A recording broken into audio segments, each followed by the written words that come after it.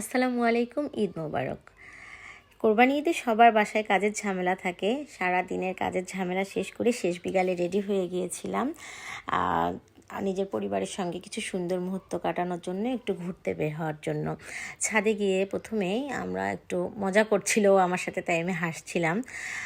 ছাদে গিয়ে ছবি তুলছিলাম, কারণ হচ্ছে এটাও আমাদের একটা ছবি তোলার মোমেন্ট।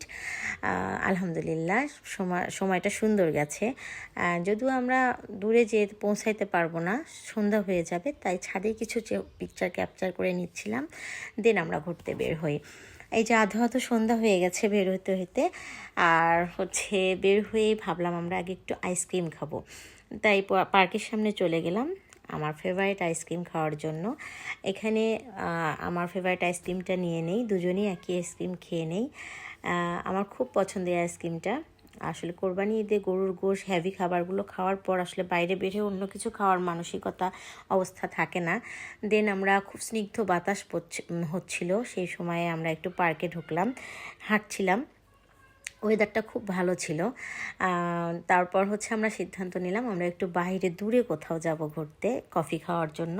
যদিও কাছেগুলো অনেক কফির দোকান ছিল, এটা আসলে ঘোরার ওসিলা। তো দেন হচ্ছে আমরা কফি খাওয়ার উদ্দেশ্যে চলে যাই। এই তো ছিল আমার ঈদ। সবাইকে ঈদ মোবারক। আবারও সবার ঈদ কেমন ছিল জানাবেন।